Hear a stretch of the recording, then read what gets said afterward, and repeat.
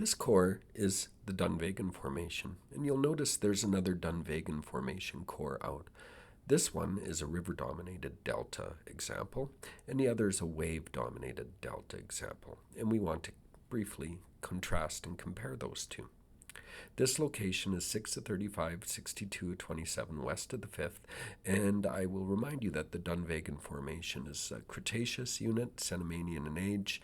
It is very well studied since the 80s in Alberta, even 70s, by great workers like Guy Plint, Janik Bhattacharya, James McEachern, and in fact one of my first publications, or should I say my very first scientific publication, was on the Dunvegan Formation, and it was with James McEachern and George Pemberton. This core is a little bit different from the other core that we looked at in that the bioturbation intensity is quite light. Generally, a bioturbation of intensity of 1, 2, or 3, and more often than not, unburrowed. So there's a scarcity of bioturbation, and there might be several reasons for that. One is the water associated with the river-dominated delta might be substantially freshened at times of the years. The other is sedimentation rates and sediment collapse rates of wave-dominated. In other words, the collapse of the delta front through mass wasting might be more common in river-dominated deltas. And then the other thing is that in river-dominated deltas, there might be more turbidity, and we do think that turbidity has a deleterious effect on bioturbating in fauna. In this example, we actually have 3 different parts of the delta showing. 3 different shingles, shingle E3, shingle E2, and shingle E1. So these are functionally different deltas. Like they're different lobes at different times, although they do record the continuous progradation of an allomember. So that's what this is. The E is an allomember. And then on top of this is shingle D. This is actually the wave-dominated part, but you can look at the other Dunvegan core to look at wave-dominated delta attributes. What we see here down in shingle E3 is a couple characteristics that we often associate with deltas, and that might be abundant organic detritus or carbonaceous debris, and within reason, some convolute bedding within the sandstone. Notice it's unburrowed here. It's either unburrowed owing to freshened water or elevated sedimentation rates, or maybe even both.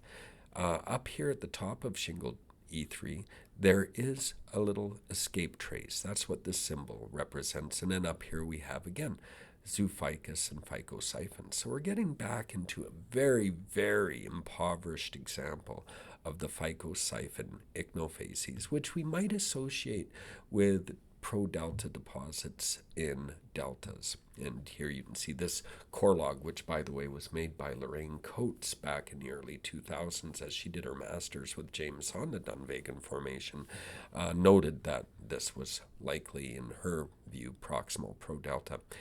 As you go up through shingle E2, we get into the delta front, which has a lot of convolute bedding in it, some lamination, kind of a silty sandstone, lots of carbonaceous debris, and only a little bit of bioturbation in the way of phycosiphon and helminthopsis here.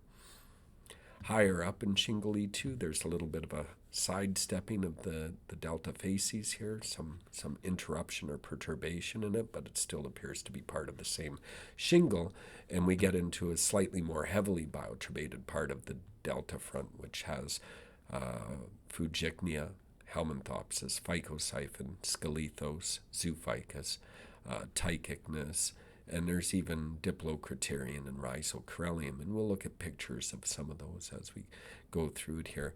This is probably a switch to the Russellia ichnofacies as we enter the delta front.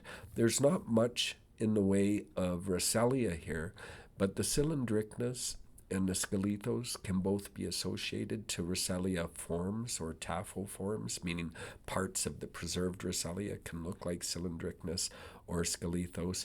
And then the other thing you'll notice is that this is tychicness, diplocriterion, the Rosellia or cylindricness, and the zoophicus, and so on.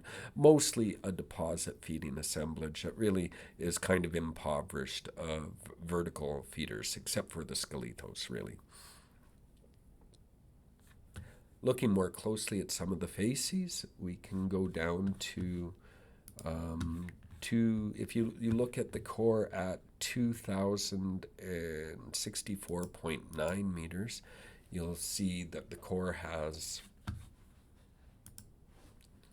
a nice example of phycosiphon. That's this burrowed bed that kind of has this splotchy look. There's a little black fecal core at in the middle of a halo, and the halo is a little bit reworked by the trace maker that made it.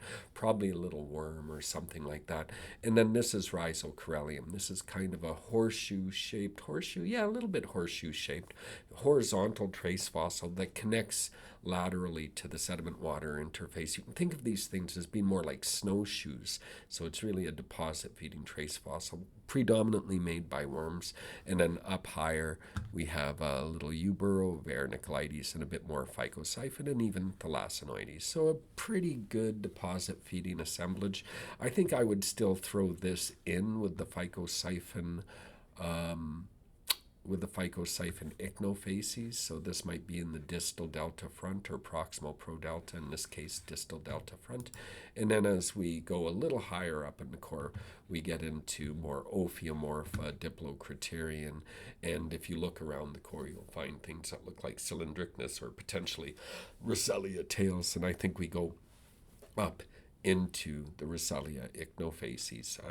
Just remind you that this paper is available if you're interested in these things, the phycosiphon ichnofacies and the Rosellia ichnofacies, which are ichnofacies that are really typical of delta deposits. And this is the work of James McEachern and Kerry Bond, and is the synthesis, literally, of 20 years of ichnological work on deltas, and is a really great paper to read, and it's an easy paper to read, and it's one that's exceedingly informative.